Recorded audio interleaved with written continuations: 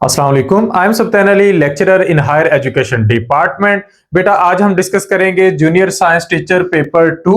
लगातार 3 दिन पेपर होने हैं, तो आज दूसरा पेपर कंडक्ट हुआ है और हम इसको मुख्तलिफ हिस्सों में डिस्कस करेंगे। तो सबसे पहले आगाज करेंगे जनरल नॉलेज के पोर्शन से। इसमें से टोटल 10 एमसीक्यूज आते हैं। तो आसान तरीन पेपर हैं, बहुत ही आसान पेपर हैं। हम साथ साथ एक्सप्लेन करते जाएंगे हर एक आंसर को, एंड तक देखिएगा ताकि आपको सारी चीजें आसानी से समझ में आ सकें। पहला क्वेश्चन है, identify the continent refer to as a frozen desert. कौन सा बरे आजम है जिसे फ्रोजन डेजर्ट कहा जाता है? तो एंटार्कटिका को फ्रोजन डेजर्ट कहा जाता है। जब दुनिया के सबसे बड़े सहराओं की लिस्ट बनती है तो उनमें पहले नंबर पे सबसे बड़ा सहरा एंटार्कटिका को ही कहा जाता है। हाँ, दुनिया के गर्म तरीन सहराओं में सहारा को सबसे बड़ा सहरा माना जाता है, लेकिन ओवरऑल लिस्ट में ये फ्रोजन डेजर्ट एंटार्कटिका दुनिया का सबसे बड़ा सहरा माना जाता है। The continent refer to as an island continent. ऐसा कौन सा कॉन्टिनेंट है जिसको आइलैंड कॉन्टिनेंट कहते हैं, जिसके चारों तरफ पानी ही पानी है और वो खुश्की के किसी और बड़े टुकड़े के साथ जुड़ा हुआ नहीं है? तो वो ऐसा कॉन्टिनेंट है ऑस्ट्रेलिया, जो बाकी किसी के साथ कनेक्शन में नहीं है। बाकी सब आपस में जुड़े हैं किसी ना किसी वे में, लेकिन ऑस्ट्रेलिया नहीं जुड़ा। The value of imported goods is significantly higher than the value of exported goods. This situation best describes a persistent problem known as. अगर किसी मुल्क में ये कंडीशन हो कि जो चीजें आप इंपोर्ट कर रहे हैं उनकी वैल्यू ज्यादा है और जो एक्सपोर्ट कर रहे हैं उनकी वैल्यू कम है, तो नतीजतन हमारा जो मुल्क है वो आस्ता आस्ता खसारे में जाएगा। तो इसको हम नाम देते हैं ट्रेड डेफिसिट। तो किसी भी मुल्क की तरक्की के लिए उसकी एक्सपोर्ट की वैल्यू हायर होनी चाहिए, इंपोर्ट की वैल्यू कम होनी चाहिए। नेक्स्ट क्वेश्चन है, the Suez canal connects with which two bodies of water. तो सुएज कैनाल बड़ी मशहूर नहर है, ये मिस्र में मौजूद है और ये जोड़ती है मेडिटेरेनियन सी को और रेड सी को। तो ये शॉर्टकट रास्ता बनता है एशिया और यूरोप के दरमियान, और ट्रेड के पॉइंट ऑफ व्यू से इसकी अहमियत बहुत ज्यादा है। The term scarcity in economics is defined as. Scarcity का मतलब होता है किसी चीज की शदीद कमी होना, शदीद किल्लत होना। तो unlimited wants and limited resources जो हैं इनको हम बोलते हैं स्कार्सिटी। नेक्स्ट है the water apportionment Accord of 1991 deals with the distribution of water resources among। Water apportionment, ये अकॉर्ड, ये एक आप कह लें कि मुआहिदा कह लें, पाकिस्तान के सारे सूबों के दरमियान के पानी की मुनसिफाना तकसीम होगी। तो ये पानी की तकसीम है among the provinces of Pakistan. Mohammad Ali Bogra formula was presented as a framework for. Mohammad Ali Bogra Pakistan के तीसरे वजीर आजम हैं और 1953 से लेकर 1955 तक इन्होंने पाकिस्तान पर हुकूमत की। इन्होंने एक मसला हल ये किया था कि ईस्ट और वेस्ट पाकिस्तान में ये इख्तलाफ था कि ईस्ट पाकिस्तान की नुमाइंदगी कम है, वेस्ट पाकिस्तान की नुमाइंदगी ज्यादा है। तो इन्होंने कहा कि देखें, हमारे दो हाउसेज हैं जो कि डिसाइड करते हैं कि ये मुल्क कैसे चलेगा, अपर हाउस और लोअर हाउस। तो ये उस वक्त ये कॉन्सेप्ट इंट्रोड्यूस करवाया गया। तो इन्होंने तकसीम कुछ यूं की कि अपर हाउस में ईस्ट पाकिस्तान को दी 10 सीटें और लोअर हाउस में दी 165 सीटें, जबकि जो वेस्ट पाकिस्तान है, पंजाब, केपी के, Sindh, north western federal province जो है, इसको अपर हाउस में दी 40 सीटें और लोअर हाउस में दी 135। जो टोटल सीटें थी वो दोनों की बराबर हो गई। तो इस तरह इनका ये जो मसला था डिस्पैरिटी का वो सॉल्व हो गया। तो ये फेडरल कॉन्स्टिट्यूशन की तरफ लेकर गया मुल्क को, कि मुल्क को एक वफाकी ताकत बना दिया गया। तो हम इसे कह सकते हैं कि ये फेडरल कॉन्स्टिट्यूशन का फ्रेमवर्क बन गया, Mohammad Ali Bogra formula. If a new national campaign successfully encourages the use of locally manufactured goods over imported luxury items, the most direct result will be. अगर मुल्क में मुकामी चीजों का इस्तेमाल बढ़ जाए, इंपोर्ट क्वालिटी चीजों का जो यूज है वो कम हो जाए, तो उससे क्या होगा? उससे एक तो ट्रेड बैलेंस बनेगा और सपोर्ट मिलेगी डोमेस्टिक इंडस्ट्रीज को। तो पहला ऑप्शन ठीक है। दूसरा है guaranteed increase in the countries literacy rate. Literacy rates के साथ इसका कोई डायरेक्ट ताल्लुक तो नहीं है। A change in the national budget deficit leading to more unemployment, ऐसा भी नहीं है, मोर एम्प्लॉयमेंट होना चाहिए था। The immediate creation of regional economic union, नहीं ये भी गलत है, तो ए जो है ये हमारा करेक्ट आंसर है। Analyze the functions of United Nations organs and determine which is the most powerful in matter of international peace and security। जहां तक ताल्लुक है सबके मिल बैठने की, तो जनरल असेंबली की अहमियत ज्यादा है, लेकिन अगर पावर वाइज देखें तो सिक्योरिटी काउंसिल की पावर ज्यादा है, क्योंकि इसके पास 5 परमानेंट मेंबर्स हैं जो किसी भी मामले को वेटो कर सकते हैं। The climatic reason characterized by severe winters, short cool summers and vegetation like mosses and lichens, तो इस तरह का रीजन कहलाता है टंड्रा रीजन। तो ये आप कह सकते हैं तकसीम है, इकोसिस्टम की तकसीम कह लें।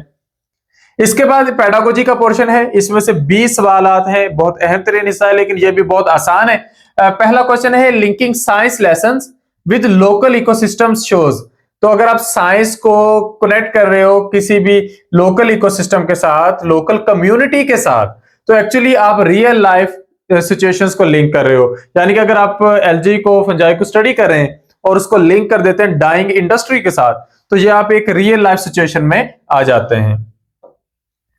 The ability of a teacher to maintain students attention by changing voice, gestures and activities. तो टीचर की ये एबिलिटी कहलाती है स्टिमुलस वेरिएशन, कि जो टीचर है वो बच्चों को कई तरीके से मुतवज्जे कर रहा है, कभी आवाज को बुलंद करके, कभी आवाज की पिच डाउन करके, कभी तेज बोल के, कभी आहिस्ता बोल के, कभी मुख्तलिफ जेस्चर्स का यूज करके। स्माइल्स एंड प्रेज शोज, तो अगर टीचर स्माइल कर रहा है या तारीफ कर रहा है तो बच्चों की हौसला अफजाई होती है, इसको हम बोलते हैं reinforcement. The teacher explains but students stay confused which shows a lack of. Teacher explain कर रहा है, बच्चे अभी तक कंफ्यूज हैं, इसका मतलब यह है कि उनको कॉन्सेप्ट क्लियर नहीं हो रहा, so there is lack of clarity. The following teaching method uses real life situations, तो रियल लाइफ सिचुएशंस के लिए हम केस स्टडीज का यूज करते हैं और ओरिजिनल केस के जरिए किसी भी कॉन्सेप्ट को अंडरस्टैंड करते हैं। International communications within institutions are done through, जो तलीमी इदारे होते हैं आपस में कम्युनिकेट मोस्टली ईमेल के थ्रू करते हैं। Emotional self regulation develops significantly during, जो अपने आप को पहचानना या अपने आप को रेगुलेट करना, डिसिप्लिन लाना लाइफ में इमोशनली भी और एक्टिविटी वाइज भी, तो वो एडोलेसेंस फेज में आता है जब आप अडल्ट हो जाते हैं। अकॉर्डिंग टू पियाजे the stage in which children begin to think logically about concrete events is called, इसको हम कंक्रीट ऑपरेशनल स्टेज का नाम देते हैं। नेक्स्ट है performance assessment required students to demonstrate knowledge and skills. तो परफॉर्मेंस असेसमेंट इसी तरह होती है कि स्टूडेंट्स अपने नॉलेज और स्किल्स को डेमोन्स्ट्रेट करके दिखाते हैं। Which of the following is not an example of performance assessment. देखें डेमोन्स्ट्रेशन में क्या होता है कि स्टूडेंट्स परफॉर्म करके दिखाते हैं, अचीवमेंट टेस्ट में जस्ट रिटन वर्क होता है, साइंस एग्जीबिशन में परफॉर्म करके दिखाते हैं, एकेडमिक पोर्टफोलियो में परफॉर्म करके दिखाते हैं। तो बी जो है हमारा करेक्ट आंसर है। बी यहां पर क्या है, no, it is not an example of performance assessment. A teacher notices a student excels in lab experiments, which strategy would best support the student। तो अगर एक टीचर नोटिस करता है कि स्टूडेंट लैब एक्सपेरिमेंट्स में बहुत अच्छा परफॉर्म कर रहे हैं, तो कौन सी स्ट्रेटजी है जो स्टूडेंट को ज्यादा अच्छा सपोर्ट करती है? इंक्रीज स्पेशल इक्विपमेंट, उसको ज्यादा से ज्यादा सामान दें, अपॉर्चुनिटीज दें, वो ज्यादा बेहतर काम करेगा। तो A is the correct answer. Provide more differentiated task, काम को फैलाना तो खैर नहीं होता, ज्यादा रीडिंग्स देना भी नहीं होता, ऑडियो लेक्चर्स भी उसके लिए जरूरी नहीं होते। Two adolescents respond differently to the same peer pressure situation, this suggest differences इन।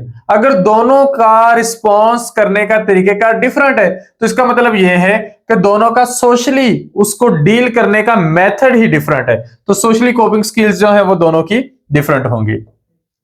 जो होता है ना इमीडिएट सिचुएशन को रिस्पॉन्ड करना, उसके लिए हम रिफ्लेक्सेस की टर्म यूज कर सकते थे। Following best defines the student learning outcome. तो स्टूडेंट लर्निंग आउटकम जिसे हम एसएलओ लिखते हैं, तो किसी भी लेसन की जो एसएलओ होती है वो क्या होती है? A list of teaching activities. ये एसएलओ तो नहीं, ये लेसन प्लान का एक बाद का हिस्सा होता है। अ ब्रॉड करिकुलम स्टैंडर्ड, ये भी नहीं है। A specific statement of what a student will achieve, student सीखेगा क्या, इसी को ही हम एसएलओ बोलते हैं। तो ये करेक्ट है। एंड असेसमेंट स्ट्रेटेजी, ये एक बाद की चीज होती है, ये भी लेसन प्लान का कंपोनेंट है, लेकिन ये एक्टिविटीज और असेसमेंट जो होते हैं ये एसएलओ के बाद आते हैं। If a teacher assigns a lesson plan combining engineering and visual arts, which STEAM skills are applied here? अब एक तो इंजीनियरिंग है, एक विजुअल आर्ट्स है, तो वो डेफिनेटली किसी ना किसी प्रॉब्लम सॉल्विंग सॉल्यूशन की तरफ जा रहा है। तो हम देखते हैं कि हमारे आंसर्स में ऐसी बात कहां पे लिखी है, problem solving and creativity skill, C is the correct answer. The key skill developed during an engineering project based learning project is PBL project is, तो वो की स्किल जो प्रोजेक्ट्स में यूज होती है वो कौन सी है, वो है problem solving and creativity. The best method to assess students collaboration in a PBL project is, जो बेस्ट मेथड होता है वो होता है उनके सरप्राइज टेस्ट कंडक्ट करवाना, क्योंकि आप असेसमेंट करने जा रहे हैं। Following statements are about formative assessment except, हमने वो स्टेटमेंट ढूंढनी है जो फॉर्मेटिव असेसमेंट के बारे में नहीं है। It is used to assign marks and grades at the end of the term और ईयर, ये फॉर्मेटिव असेसमेंट के बारे में नहीं है, ये समेटिव असेसमेंट के बारे में है। It is used to revise written drafts based on feedback, ये भी ठीक है। It is used to assess student progress during learning, ये भी ठीक है। It is used to provide motivation, ये भी ठीक है। ये तीनों फॉर्मेटिव असेसमेंट के लिए है, ये फॉर्मेटिव असेसमेंट के लिए नहीं है। इफेक्टिव फीडबैक शुड बी, एक अच्छा फीडबैक कैसा होता है, एक अच्छा फीडबैक वो होता है जो स्पेशल हो, टाइम पर दिया जाए और उस पर कोई एक्शन लिया जा सके। Given only on summative assessment, ये नहीं है। Comparative ranking of students against each other, ये भी नहीं है। और primarily positive to avoid hurting student feeling, ये भी कोई डायरेक्ट नहीं है, तो पहला जो है वो ज्यादा करेक्ट है। Which of the following is an example of teachers non-verbal communication? Teacher का नॉन वर्बल कम्युनिकेशन वो होता है जो बोले बगैर ही हो जाए। तो बोले बगैर किस तरह का कम्युनिकेशन होता है, मेंटेनिंग आई कॉन्टैक्ट, लेक्चर देना, बोर्ड पर लिखना, होमवर्क देना, ये सारा वर्बल कम्युनिकेशन है। नॉन वर्बल में आता है maintaining eye contact. The process of breaking down complex topics into simple manageable parts for teaching is called, इसको हम चंकिंग कहते हैं। चंकिंग मतलब लुकमा करके खाना खाना, तो असल में ये उसी तरह होता है कि छोटे छोटे मैनेजेबल पार्ट्स में आप एक बड़ी असाइनमेंट कर रहे हो। A teacher who adopts instructions based on students learning style is practicing, अगर एक टीचर स्टूडेंट के लर्निंग स्टाइल के अकॉर्डिंग चल रहा है तो उसके काम करने का अंदाज कैसा है, उसके काम करने का अंदाज है डिफरेंशिएटेड इंस्ट्रक्शन, कि वो हर एक के लिए मुख्तलिफ तरह के इंस्ट्रक्शंस लेकर आ रहा है। तो यहां पर ये दो डिटेल पार्ट्स हमने डिस्कस कर दिए हैं, बाकी के पार्ट्स हम डिस्कस करेंगे नेक्स्ट वीडियो में। आप लोग हमारे दोनों यूट्यूब चैनल्स पर पास्ट पेपर्स देख सकते हैं, एमके पब्लिकेशंस भी और एमके प्रिपरेशंस भी। जिन कैंडिडेट्स का अभी पेपर कल होना है वो पहले दोनों पेपर्स को लाजमी देखकर जाएं, क्योंकि मैं बहुत सारे एमसीक्यूज देख रहा हूं जो आपस में रिलेट कर रहे हैं। अगर आप ये देखकर जाएंगे तो आपका कल का पेपर होने के चांसेस मजीद बेहतर हो जाएंगे। Thank you, Allah Hafiz.